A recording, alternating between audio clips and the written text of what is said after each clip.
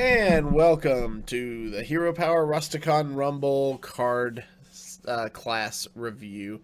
I'm your host, Avanties, and as always, I'm joined by my co-host, Mattatarms. How's it going, folks? I'm back. Another video from me.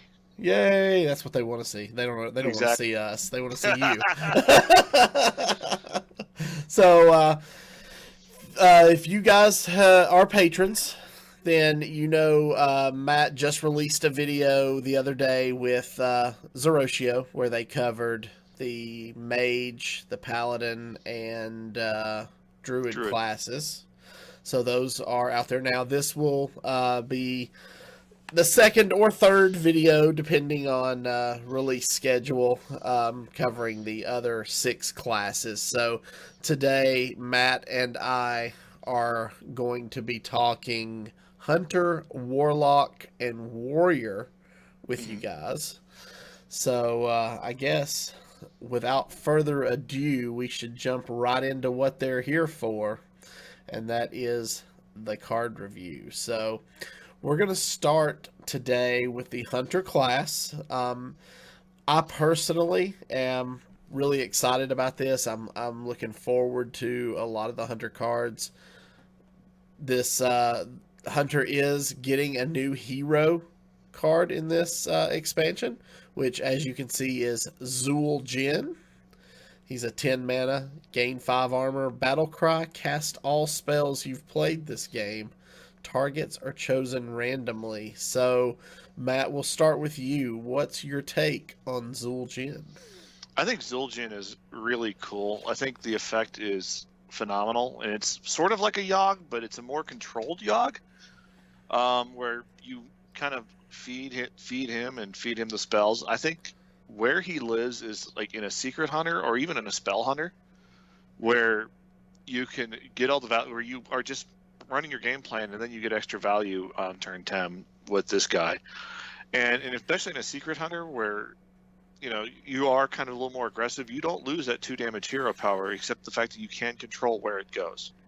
So I think while, like, yeah, people are disappointed with, I've heard some scuttlebutt about people being kind of disappointed with the hero power. I think it's an upgrade and it's better, and I think the card's really good, and I see we'll especially see Zul'jin post rotation. Yeah, so, you know, I've been hearing a lot of talk about this card as, oh, but you can't run Kill Command with this because what if it, you know, hits you in the face? Well, that was the fun of Yogg. You never knew what was going to happen. So I think you can totally run Kill Command. But, you know, yes, I guess if you are looking for something a little more competitive, you probably would want to leave Kill Command out. But you never know. You could just get the killing blow with face. Who knows? Exactly. So it's one of the toss-ups. I think this is a fun card, and this will be a day 1 craft for me. This one's a day 1 golden craft for me because 1, I love Hunter. 2, it's a hero card, and I get to keep the golden hero power. Yeah. So. All right, moving on. We have the other legendary from the Hunter class, Halazi the Lynx. 5 mana, 3/2, Beast. Battlecry, fill your hand with 1/1 Lynxes that have Rush. Personally, I love this card. Just for 5 mana, you're going to get a handful of 1/1 minions that have Rush. You can then use your remaining 5 mana that turn, if it's, you know, post turn 10, to clear minions off the enemy side of the board with little 1/1 Lynxes. And, you know, this card has some good synergy with a couple other cards we're going to see later from this new expansion. I like this card a lot. I'm in the same boat. I don't think it's as good as some of the other Loas, but I think where this guy shines is, honestly, this guy is a 5 mana, complete the Hunter quest next turn, if you are running that. It has a lot of synergy. The body itself, the 3/2 for 5, really kind of sucks, but it's the fact that you get all the handful of 1/1s. And then it has a lot of synergy with a lot of the cards that we're going to talk about, as well as cards from like the Witchwood with like Toxmonger, which makes a 1 mana card poisonous. It makes you have all sorts of stuff with anything that reacts with the 1/1s. I think this card is a really good utility card, and the fact that it's an option off DK Rexars too is pretty sweet. Oh yeah, yeah, absolutely. He would mix well with something that has a lot of health. Mm-hmm. So I'm looking forward to it. I may not craft this card, but if I pull it, awesome. It'll be a lot of fun to play. So then we've got our first epic, which is Master's Call. 3-mana spell. Discover a minion in your deck. If all 3 are beasts, draw all of them. So I like this. It kind of reminds me of the Omega Warrior mech card. Yeah, that one's only 1, where this one's 3. But if you're playing a Beast Hunter, which is completely viable in this meta, then this card can have a lot of value. Mattatarms, what are your thoughts? I'm not a big fan of this card. I think I'd rather personally run Tracking. I think Tracking's a better card. It's kind of like an upgraded version of Tracking, where you get to choose which one you draw, but the other 2 stay in your deck. But if you hit all 3 beasts, it's great, but it's also 2 more mana, and that's a lot. You really have to build your deck towards to get any value on this, and I think a card that's out now, like Stitch Tracker, is probably better at the 3-drop strat for me. So that's where I'm at. I'm at this card. I'm a fan of the design, but I don't think it'll see that much play. Okay. Yeah. Then we have another hunter spell, the Beast Within. This is a 1-mana spell. Give a friendly beast +1/+1, then it attacks a random enemy minion. Okay, so again, I like this spell. You play this on something like a Savannah Highmane, and it basically gets a free attack on an enemy minion, or if it can attack this turn, is it sort of like a Wind Fury effect, because it'll attack and then it'll get to attack again, or does that use up its attack for the turn? It uses up its attack for the turn, so you do want to attack with it. To attack with the minion you're using before you cast a spell on this guy. Okay. With this guy. Okay, so order of operations is important with this this spell. So, what are your thoughts on this spell? I think it's okay. I don't think it's that great. I think in current hunter builds, there's a few beasts, and most of the beasts are pretty big. And the fact that it does. You can use it as a pseudo Wind Fury effect. I think it's okay. But the fact that you can't control where it goes too much, it makes it kind of difficult to be that high on this card for me. I think with something like Zul'jin, it's pretty good, especially if you get a bunch of dogs from the Spellstone, and then he casts this on one of your dogs. You can attack something directly. So it's kind of nice, but yeah, I don't think this will fit in too many hunter decks, in my opinion. Okay. Next up, we have Revenge of the Wild.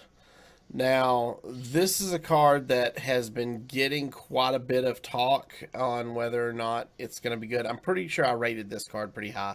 It's a 2-mana spell. Summon your beasts that died this turn.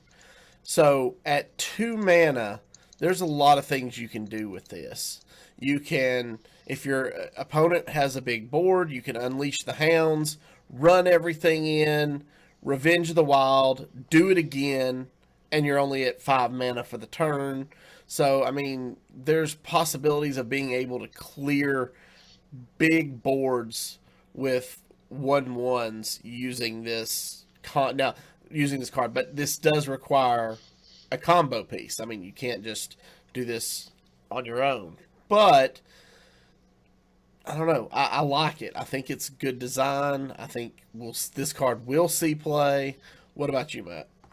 I'm kind of like back and forth, and I'm really hot and cold on this guy. I think, there's some really cool combos, especially with something like Flark's Boomzuka at turn 10, where you throw all your minions out of your deck and trade, and then you can resummon them right away, or at least the beasts. But the fact that it's even good with just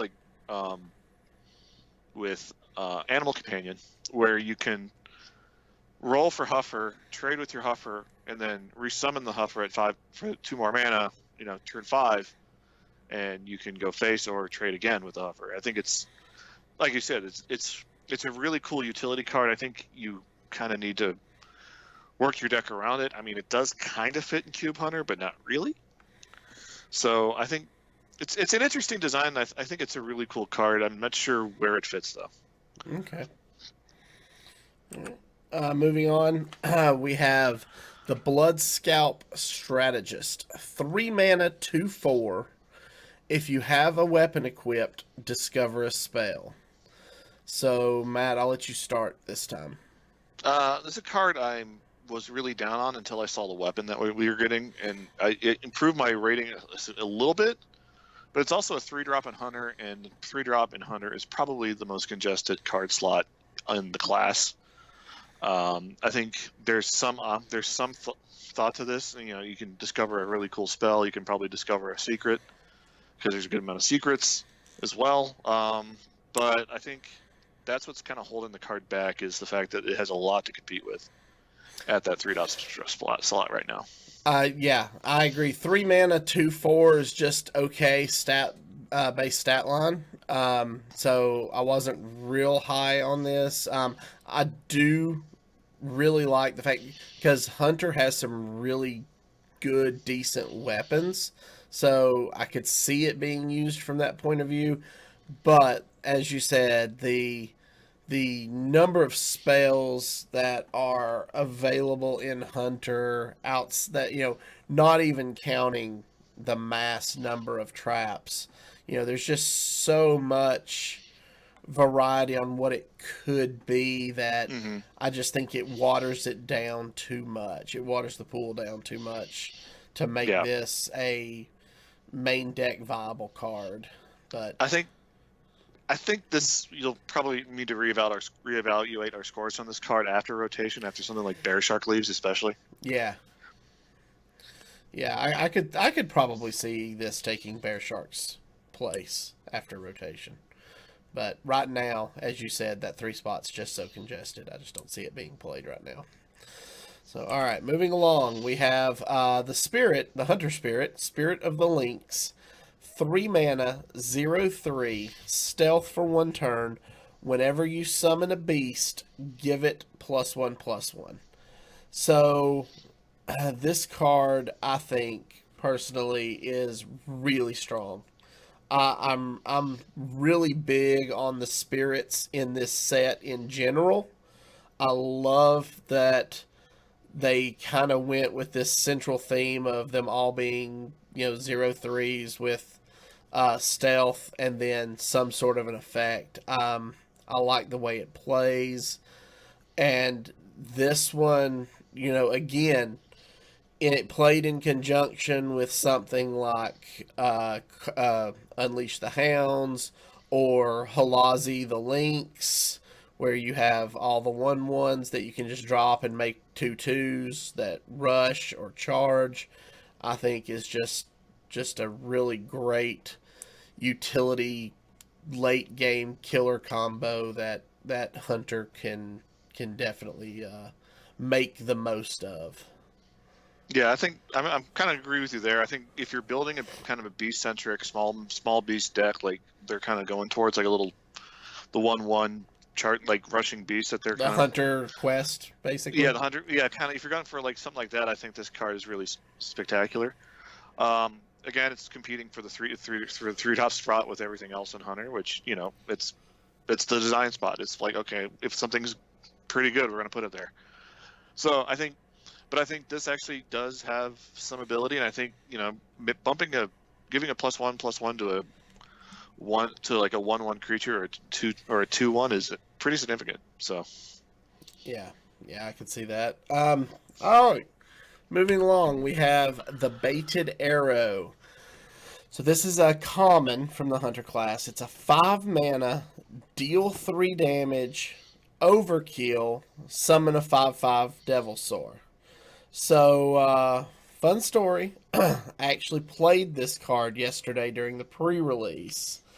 And I actually got the overkill, got the 5/5, and it was enough of a tempo swing for me on board to take control of the game and win that game. So I feel like this card is a little expensive to be used in a standard meta build, but in a limited format like we were playing yesterday with the recipe decks, or maybe even in arena, I feel like this card could be really good. How about you? I'm right there with you. I think Constructed is way too expensive. It's basically deal 2 damage, get a 5/5, which for 5 mana is okay, but not great. I think, yeah, in like a limited arena format, this is probably one of the best picks that you can pick, or best depending on the bucket it falls in. I think it's one of the better picks. I think it's got some really good utility, and the fact that you are removing something and getting something. It's a lot like Flanking Strike. It's good and it might actually see play in in arena. So yeah. So all right. Next up we have Spring Paw. This is a 1-mana 1/1 rush with Battle Cry. Add a 1/1 links with rush to your hand. So this goes back to that overall arcing theme that we've been talking about of small beasts, 1/1s with rush or charge that synergize with the quest or the Loa. And because of that, because they've kind of tied this all in, I don't hate this card. It kind of reminds me of Cute Cat and Ugly Cat from a few sets back, so I think this will probably see some play. How about you? Absolutely. I think this card is probably right up there with in terms of really cool 1-drops like Firefly. I think it's like it doesn't have the health of Firefly, but it has rush, which is significant. Like I said, with Toxmonger and like cards that help deal with 1/1s, I think this card's just great. In turn 1, playing a 1/1 beast is pretty excellent in Hunter.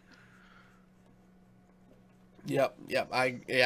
Definitely. Anytime you can get a beast on turn 1, it just sets up for shenanigans the next couple of turns. So, all right, moving on. Let's see. There we go. There it goes. We have the Headhunter's Hatchet. So this is the weapon we were talking about a little earlier. It's a 2-mana 2/2. If you control a beast, gain +1 durability. So again, Spring Paw on 1, play a 2/3 Headhunter's Hatchet on 2 if it survives. That seems pretty good to me. I really like this weapon. How about you, Matt?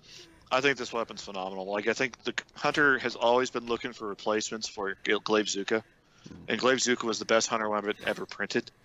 I think this is right up there, and the fact that you could get 2/3, like even if you don't get the third swing on it, it's fine.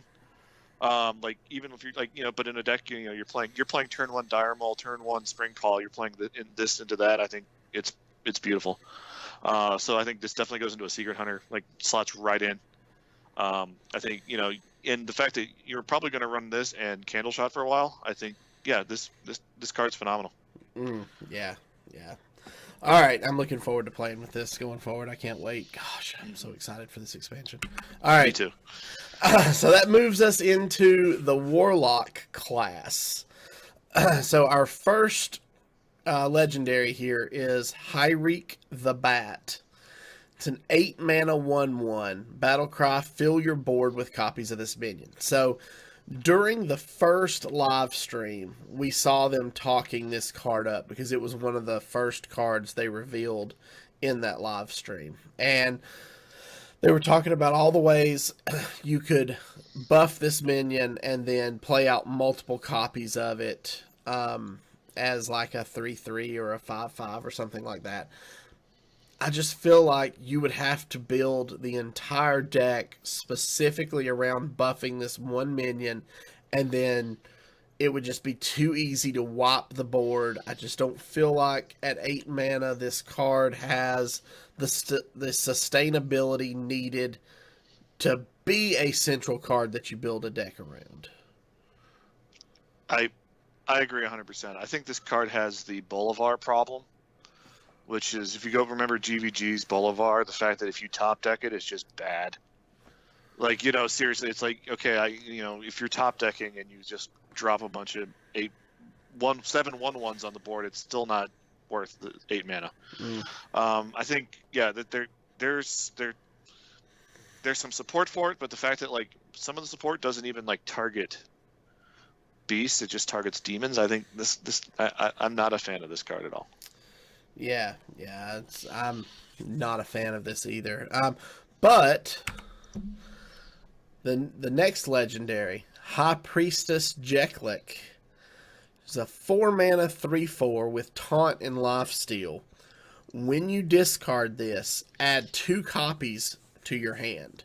So, discard Warlock has been trying to be a thing for a while, and this set introduces some synergy for that. And this card actually, I saw this get played on me yesterday, where she got discarded 3 times in a row. Ooh. And by the end of the game, I was looking at 5 3/4s across the board from me in multiple copies of High Priestess Jeklik. So this card does synergize well, and at 4 for a 3/4 taunt lifesteal, regardless of the duplicating, take that factor out. I like this legendary. It's not my favorite, but it's up on my list of legendaries from this set. How about you, Matt? Right, I'm right there with you. I think this is a really cool card. I love the design. I love the fact that it has that discard synergy, but also the fact that it's just a 3/4 for 4 that has two pretty strong keywords on it. So and the fact that you can get really good value with her. I think she's a really good card. I think discard Warlock actually might be better than we think it might be. At least I hope, because I've been sitting on that Warlock quest for a while, and I'd like to actually do something with it. So I think I'm looking forward to it. If I didn't, I'm going to say this today. If I open her in my packs, I might have to craft the 1/6 from KFT just to build that deck. Gotcha. Blood Queen Lanethal, yeah. So I actually have Blood Queen, and I have the quest, and I have most of the other cards needed to build discard, and I said it yesterday at the pre-release. I'm excited for the potential, and I will probably build that deck week 1 if I pull this. So we'll see what happens. Next up, we have Void Contract. Now, this is an 8-mana spell, destroy half of each player's deck. I saw people opening this yesterday going, oh, this card is so bad, it's terrible, it sucks. I'm going to have to disagree with all of those people, because this card single-handedly can destroy a combo deck. I actually like this card. You get turn 8, turn 9, turn 10. They've still got 15 or more cards in their deck at that point, and you destroy half of those. You've got a pretty good chance that you've got their combo with it, unless they've drawn it in the first 6 or 7, 8 turns. What about you, Matt? I'm in the camp that this card's awful. I think this guy. I think it's a cool effect, and it's really just like complete anti-combo Warlock is the deck that this goes into. I think the only time it's actually really good is if you are blood blooming it on turn 2, and then you're taking 8 damage to the face to kill their combo, which might work out for you. It may not. Who knows? So I think on turn 8, this card's way too slow for most combo decks. I think. If they're hitting, especially if they're hitting Hemet on 6, I think you're going to lose anyway. So I think, I think this card's bad. Okay. All right. Moving on, we have the Soul Warden. This is a 6-mana 6/6 with Battle Cry. Add 3 random cards you discarded this game to your hand. Back to that theme of Warlock discard.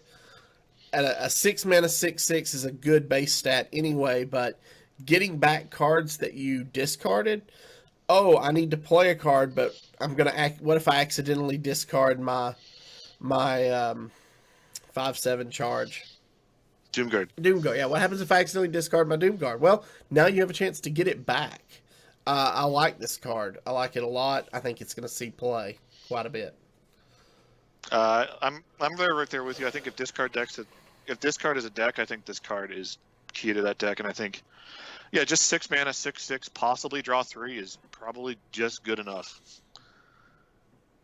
Yeah, I mean, even if you don't have a discard, maybe even in something like Control Lock where you run Soulfire and Doomguard, get those cards back after you've had to use them. So actually, I didn't even think about this, but I think this makes you can actually play Q block a bit more aggressively with this card, because like the fact that you okay, I need to get out the Doomguard, and if I discard my Gul'dan, if I discard a cube, fine, I can have backup with this girl. Yeah, with Soul Ward, you can get them back. Absolutely. So, all right. We have the Warlock Spirit, which is the Spirit of the Bat. 2 mana, 0/3. Stealth for 1 turn. After a friendly minion dies, give a minion in your hand +1/+1.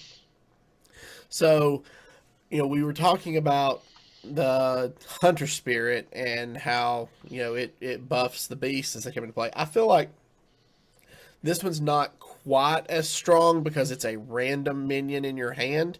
Now, of course, if you play all your minions and you want to buff one certain minion, you can target that minion by having no other minions in your hand and running minions into trade. But that seems like a lot to do to get buff on one certain minion. So, do I want to trade off my board of 4 to buff my Doomguard by +4/+4? Maybe not. I don't know. I'm not as big on this spirit as I was on the Hunter Spirit. Yeah, I'm right there with you. I think this card is just kind of bad. You're basically giving up a winning position for an all-in position with 1 or 2 more minions in your hand that you also have to pay mana for. I think by the time that you have a board and this comes down, I think you want to be going face, and I think especially in the deck this goes in, you want to be going face or making trades to maximize the amount of face damage and damage you can do later on. So I think this doesn't work, and also the fact that it's 2 mana and nothing in Zoo I think will be played in 2 mana until Keleseth rotates. Now, as I'm sitting here thinking, I could see this being used with something like, in Control, where you have the Warlock weapon, so your demons are coming into play for free, and you're trading off a lot of Void Callers and Void Walkers, where you're just trading them off, buffing things in your hand, and then play Gul'dan, bring them all back. There might be a possibility for this to work as some sort of synergy in that, but again, it's a lot of work. Is the payoff going to be worth it? I think is the general. Yeah, consensus. I think if this buffed every minion in your hand +1/+1, then I think it'd be kind of busted. I would actually pay a couple more mana for that.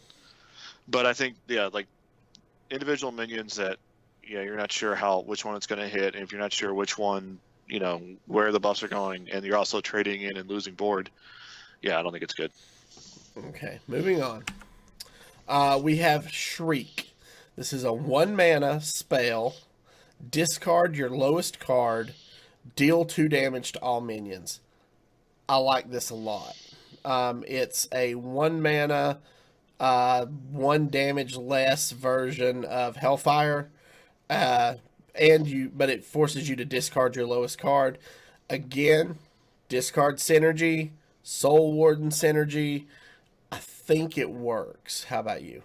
I'm right there with you. I think this card's phenomenal. I think even in like a Control Warlock, where occasionally you might have just a one or two toss card in your hand just sitting around. I think you need that extra little bit of AOE. I think this card's phenomenal, and the fact that like okay, you discard this, you could probably have 2 shrieks in your hand. You discard this, you probably discard the other shriek, and it's fine, and then you can like use the 6 mana card to get that shriek back. So there's the synergy there, and I think this card's great. Yeah. All right, moving on, we have another Warlock spell, Grim Rally. This is a 1-mana spell. Destroy a friendly minion. Give your minions +1/+1. Again, if this was give a random minion +1/+1, I probably wouldn't be so high on it, but because it gives all of your minions in play +1/+1, I really like this card a lot. I think it's really strong. You sacrifice a token minion or something and buff all your other minions across the board +1/+1 for 1 mana. I really like this card. Yeah, I'm right there with you. I've been playing a kind of a Keleseth-less zoo in EU because I don't want to craft Keleseth over there. Mm-hmm. And it's in the fact that like in this run that runs eggs and a few other things, and this card would go right into that deck. There's a neutral card that this goes really well with. It's the 0/2 that summons 3 1/1s. The Scarab Egg, yeah. Yeah, I think this card and that are like best buds in the world because the fact you can pop that and buff the rest of your board and get 3 more dudes out, I think that's phenomenal. I think this card's super good. Yeah. All right. Next up, we have a common. It is the Reckless Dire Troll. He's a 3-mana, 2/6 taunt, battle cry, discard your lowest cost card. So this guy, to me, is very reminiscent of the minion we just got a set or two ago. It's the 2-mana, 2/4 taunt that deals 2 damage. Mm-hmm. It reminds me of that, only instead of doing damage to you, you're discarding your lowest cost card. It has 2 more health and 1 more cost. I mean, it's almost, they were like, hey, can I copy your homework? Sure, but don't make it the same. Okay. So, and we see that other minion get played. I can't think of its name right now off the top of my head. Vulgar Homunculus is my favorite card of that set. Yeah, we see the Vulgar Homunculus get played quite a bit. I think we could see this backing him up in the lineup. Batting turn 2, Vulgar Homunculus. Batting turn 3, Reckless Dire Troll. Get through my wall. Have fun. Yeah, this card is really cool, and it also, you could also have the meme of sequential taunt Warlock with Vulgar Homunculus into Lakari Fellhound, which is the 3 with the 4 mana discard 2. Mm-hmm. But I think this card kind of makes fits right in the sweet spot, and the 2/6 taunt is pretty big to get through, and I think. It actually might make its way into Zoo because it's just it's better stat line overall than Tar Creeper. So I think this card's super good. Yeah. All right. Then we have the Blood Troll Sapper. It's a 7-mana 5/8. After a friendly minion dies, deal 2 damage to the enemy hero. So, let's talk about this guy's stat line first. 7-mana, 5/8. Pretty good. It's not bad. I like it. And then, whenever a friendly minion dies, he deals 2 damage to the enemy hero. At this point, if you're playing, do you think you could see this guy as like a top end, like secondary answer in something like Zoo? Like, okay, I wasn't able to kill you in the first 6 turns with the 4 or 5 minions I have on board, so now I'm just going to throw all my minions into on turn 7. I'm going to drop this on the board, and I'm just going to send all my minions into trade and do 6, 8, 10 points of damage to your face. I could see that. I think this guy is like in a mid-range, like kind of top-heavy Zoo. I think this card is like heavier Zoo. I think this card's super good. I think with you're in like a token situation. You're gone wide, and you have a bunch of small stuff, and they drop something pretty big that you can't really get through. You just send waves of minions at that taunt, and then you're also doing damage to face. doing damage to their face. I think there's a home for this guy somewhere. And the fact that I was just even thinking about this, like, if you set up a really gross defile board behind this guy, where you are like killing void daddies and void babies behind this guy, you are just going pew pew pew to face a lot. Oh yeah. That would be sick. Hopefully this guy doesn't die in the process, but still. Right. So all right, yeah. There's the Blood Troll Sapper. Moving on, we have Demon Bolt. So this is an 8-mana spell. Destroy a minion. Costs 1 less for each minion you control. So again, this is a really expensive spell that, like, your giants, gets cheaper when a certain condition is met. I'm not real big on this because unless you're running this in something like Zoo to clear a big taunt minion, I just feel like the most you would ever get this off for would be 4 or 5 mana at best. And destroy a minion at 4 or 5 mana is okay, but it's too situational, and you never know when you're going to get it. I just don't think I would run this right now. Yeah, this is a Zoo. This is basically a Zoo removal tool, but Zoo doesn't run removal, and I think you'd rather run a Silence instead. I think like the only deck I could see this going in would be like a Q-Block, but I think Q-Block has enough removal in it already, and you're not really on a removal game plan. You're on a more make a ton of Doom Guards game plan. So I think I don't see the application for this card yet. I'm not going to count it out because you can destroy a minion for 1 mana, and that's pretty good. Yeah, that's definitely a possibility. So, all right. Now we are on to the warrior class. So our first legendary is their Loa, Akalai the Rhino. He's an 8-mana 5/5 with Rush, Overkill, draw a Rush minion from your deck, and give it +5/+5. So I have my thoughts on this, but Matt, I'm going to let you start. I'm not very high on this card. I think this card, it's cool, but I think it's asking a lot of you to do. I think it's 8 mana 5/5. The Rush is significant. It's only 5. Yeah, it's only 5 damage, so he has to overkill something bigger, like smaller than a Tark Reaper. You also have to have a Rush minion in your deck still, and like I said, if this is the last minion in your deck, or the last Rush minion in your deck, you're just going to feel completely awful to play. I think, yeah, and 5/5 stat, it reminds me a lot of Don Honcho, but kind of better, kind of worse. In a way, I think it's really interesting, but I don't think it's there. I don't think there's anything there yet. So, I feel like when... And as you'll see as we go through the warrior class cards, I feel like they kind of started with a theme of Rush with some kind of a bonus, and then kind of shifted mid-design to a completely different theme for the warrior class. And I just, Akalai the Rhino is the warrior Loa. There's only 2 Rhino cards in the entire set.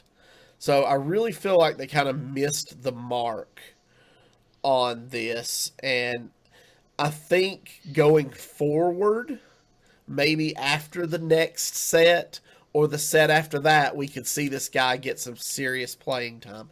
But as it stands right now, with what we know of Rastakhan's Rumble, I just don't see this guy getting a lot of time on the board.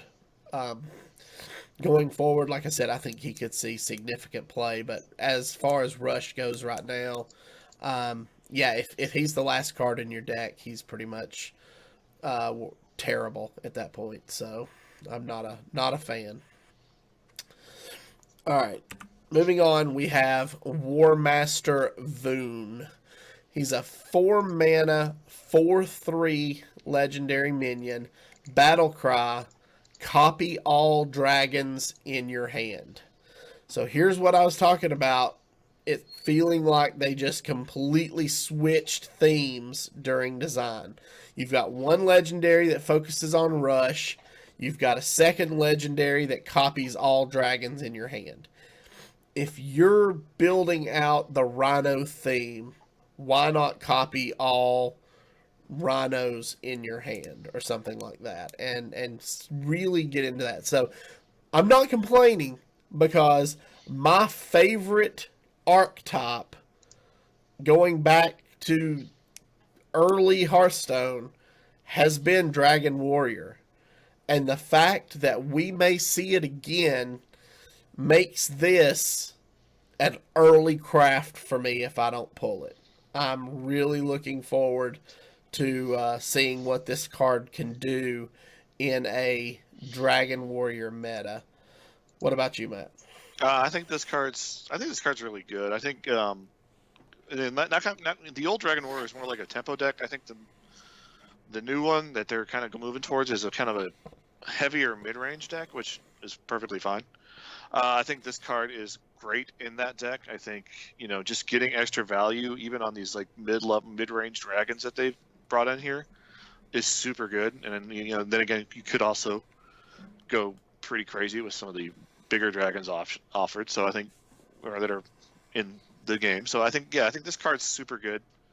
It's like a very good, but I don't think it's busted. I think it's good. It's a very good card, and it works in that deck.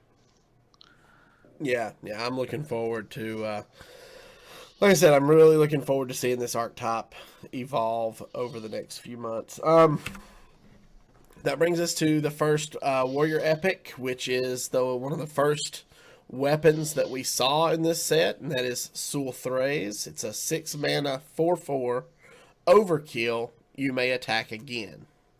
6 mana for a 4/4, I feel like is just okay. I don't think it's good. I mean, it's not bad, but again, you're looking at only being able to attack something with 3. To really benefit that overkill, you have to attack something 3 or less. Now, you can completely forget it has overkill and realize that, okay, I can just do 16 damage to face over the next 4 turns. That kind of makes it okay, but again, it's slow. So do you use its overkill ability to help get board control, or do you slow it down and hope it doesn't get sent to the museum over the course of 4 turns? Matt, what do you think? I love this card. I'm for the exact same reasons as you were saying before. It's 16 damage to the face. It's also the fact that you can also clear off those chain gangs, and also protect your minions that are also going face as well. So I think this card has some application in a really good tempo deck. I think 6 mana is expensive, but I think you're willing to pay for that. And the fact that it's 4 fast damage for 6 mana, and that's could be repeated for even more. I think this card's super good. Okay, so let me ask you a question before we move on to the next card. We've seen Sul'Thraze, we've seen the Headmaster's Hatchet. If you guys watched Matt and James Zeroshio's review of the Paladins, you saw the weapons there. Do we think we're going to see a return of Harrison as a staple tech card going forward with as much weaponry as we're seeing in this set? And as much decently good weaponry as we're seeing in the set? Maybe not Harrison, but I think like the 3 mana ooze and the 2 mana ooze for sure. Okay. Like just as a 1 or 2 of, I think. But like it's gonna be one of those cards where, okay, I'm gonna build a new deck. Ooze. Now what archetype do I want to build? So just the fact that that's there. I think people are going to be playing the new weapons for a while, and it really depends. I think ooze is one of those cards that you like, especially in an even deck, you're not really wasting a card slot on it. And like yeah, for Hunter, I think it's just in the against Hunter, I think it's just good because you can shut down that thing, shut it down, and you might get lucky and get a Skull Gudin or a Alaneth here or there. Okay. All right. All right, moving on. We have the Smolder Thorn Lancer. This is an epic minion. 3 mana, 3/2, battle cry. If you're holding a dragon, destroy a damaged enemy minion. This card is good. Again, it's situational. You have to be holding a dragon, and an enemy minion has to be damaged. Now, if you're playing a Dragon Warrior archetype with something like Whirlwind or the 2 mana one with Echo, Warpath, I think it's called, then you can totally make this card viable. But again, you're looking at having to have a minimum of this and 2 other cards in hand to be able to get its battle cry off. So I just don't think it's that good. It's a 3 mana 3/2. Now, if it were a 3 mana 3/3, I think it would be pretty good. But I'm not that high on this card. What about you? I'm a little higher. I'm not completely sold on it yet, but I think in a deck like Odd Warrior, where you can actually slot in some of these dragons that are in there, especially the 3 mana or the 5 mana Whirlwind, the one that does 1 damage to everything, dragon in there. I think that kind of goes in there, and then I think even with like something like Super Collider in that Odd Warrior deck, where you're doing 1 damage to a thing, you're not quite clearing that one you're hitting or the one that you are smashing the other, targeting, or the one that's being smashed into. You can follow up with this guy and finish it off. So I think there's some significant thought play that can go in there. I think this card is I think this card's pretty good. I think it's a really good, solid card. I don't think it's gonna break anything, but I think it's going to fit into quite a few decks, and it's a 3 mana 3/2 plus remove a damage thing and a tempo Dragon Warrior is pretty good. Okay, all right. Moving on, we have Heavy Metal. This is a 6 mana warrior spell. It's a rare.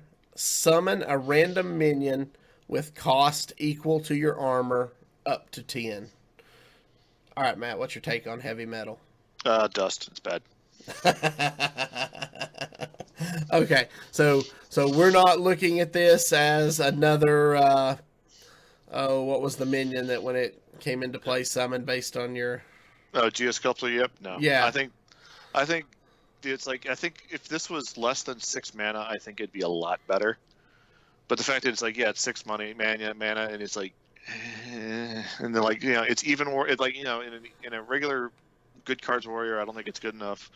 In an even warrior, I don't think it's good enough. In an odd warrior, you can't play it. So I think it's just it has no home, and it's not very good. All right, good to know. I opened 4 of these yesterday. One in gold. All right, moving on to what is one of my favorite cards in the warrior set, and that is the Ember Scale Drake. It's a 5 mana rare 5/5 dragon. If you're holding a dragon, gain 5 armor. I love everything about this card. What about you, Matt? I'm right there with you. It's Shield Maiden it's a cheaper Shield Maiden that with a condition, which the condition's pretty easy to meet. I think this sees play in that Dragon Warrior. I think it also sees play in that Odd Warrior because it's just a 5 mana 5/5 body at mid game that you have to deal with, and also builds that stack of armor on top of you pretty good. I think it's just a solid, really good card. Yeah, me too. I'm excited. God, can't wait to play this. All right, that brings us to Spirit of the Rhino. So this is a 0/3 stealth for 1 turn, just like all the other spirits. Your rush minions are immune the turn they're summoned. So this kind of goes back to the Acolyte situation of it's a rush minion that can summon other rush minions, and then the spirit can give those rush minions immune. But is there enough rush right now to make it viable, or are we looking at this being strong after the next set or the set after? It's kind of, I feel like they split their back again to it. I feel like they split their vision on what the warrior class should be. What about you, Matt? I'm kind of in the same boat. I think this card is super solid, like especially with a card like Darius Crowley, where you can make him immune, remove a thing, and get a 6/6. Mm. You know, on turn 6, or if this is up still from the previous turn. I think there's some thought to like the fact that it's a 1-mana 0/3 with that stays on the board for that first turn is, in my opinion, and I talked about this with the Druid Spirit. There's some thought to this is actually, you know, just as a 1-drop, this is a good card. You know, where, you know, in Warrior you can use a Cruel Taskmaster and give it, you know, deal 1 damage to it and give it +2 attack, so you now have a 1-mana 2/2 that can attack. Plus, it also has card text, so like, you know, the third turn if it's still on the board, you can that 3-mana 3/3 rush card that's in just about every rush warrior deck or that warrior deck that is focused on rush is now immune. I think now you're starting to get something really solid and really tempo based. So I think there's just the fact that it's a 1-mana 0/3 that, you know, stays on the board and you can do something with it the next turn is, you know, gives you enough thought that, okay, this is, you know, just as a card itself without the other synergies is pretty good. Yeah. I think we'll see this card. I think this card will definitely see play. Just is it now or will it be later down the road? Mm-hmm. So, all right. Brings us to another warrior weapon. This is a common weapon. Is the Overlord's Whip. 3-mana, 2/4. After you play a minion, deal 1 damage to it. Personally, I do not like this weapon. You know, Enrage is not really a thing anymore. It's not even a keyword. It's not even a keyword anymore. So I'm not a fan of this. I think there are better weapons out there. What about you? Yeah, there's a really tight synergy with this deal damage to your stuff warrior that they've been trying to kind of push, kind of not push, kind of half push for a while. I think this actually has a little more application in a while with something like Grim Patron. I think, you know, there's that. Black Hole Gunspire is the only other card I can think of that you'd actually want to damage as soon as it comes into play. But I think, 3 minutes for a 2/4 is just not good. The stat line's not good enough to do anything with. Yeah. I didn't think about wild synergy. That's a good point. Grim Patron, this would actually work really well with. So, all right. Moving on. We have Devastate. It's a 1-mana spell. Deal 4 damage to a damaged minion. So, I think somebody had pointed out on the show last week, this is a lot like the Hunter spell that we got either last expansion or expansion before. And I like this card. 1 mana to pick off a damaged minion. You know, this could clear quite a few things, and I like this card. How about you? I'm kind of in the same boat. I think this is just good enough to actually see play somewhere. I think even an Odd Warrior that doesn't have Execute, this kind of works as a mid-game Execute pretty well, especially once again with that 3/6 dragon that does 1 damage to everything. You just follow it up with this and you can remove something pretty sizable. I think, there's just enough application for this to actually see a good amount of play, in my opinion. Okay, cool, yeah. And then we have Dragon Roar, which is probably my favorite card in the Warrior class set. It's a 2-mana spell, add 2 random dragons to your hand. So all these cards that we've seen need dragon synergy. For 2 mana, this solves it immediately. And I got to play this yesterday, and the time I played it, the 2 random dragons I got were Primordial Drake and Deathwing. That's pretty good. That's not bad. Now, not all results may vary. Results may vary, but I enjoyed the hell out of this card. So. Yeah, I think this card's pretty good. Like in that Dragon Synergy deck, I think, yeah, like just okay, you run this just so you're not screaming at your deck like, where are my dragons? You don't turn into Khaleesi for that minute and a half. So I think, there's some super solid ability. There's a super solid include, I think, as a one of, yeah. Okay, cool. And that's going to do it. That actually is the end of our coverage of these three classes. So, Matt, overall, between Hunter and Warlock and Warrior, which of those is your favorite that you're looking forward to? I'm really looking forward to playing Discard Warlock. I think it's going to be a fun super deck. I think Hunter got some really cool tools, and I think Spell Hunter has gotten a lot better, especially with just throwing Vol'jin in that deck and also Secret Hunter. Warrior, I'm kind of with you. I'm not sure where they're going. I'm kind of scratching my head trying to find, like, okay, what's the optimal build of this Dragon Warrior deck? And I can't see it yet. I don't think it's there yet. I think we're missing a couple of key pieces. So I think Warrior is probably going to be the loser. I think the winner of this round, I think, is Warlock, and I think the king of the meta, in my opinion, will be Hunter. Yeah, I think personally, Hunter will be the class of choice. I'm excited to test the Discard Warlock, but I'm probably going to be playing a lot of Dragon Warrior in Wild. Mm-hmm. These new cards just synergize so well with some of the stuff we've seen in the past, and I might be living in Wild for the next 3 or 4 months. Well, Alex Strauss' champion is just super gross, and I love that card. I'm so excited.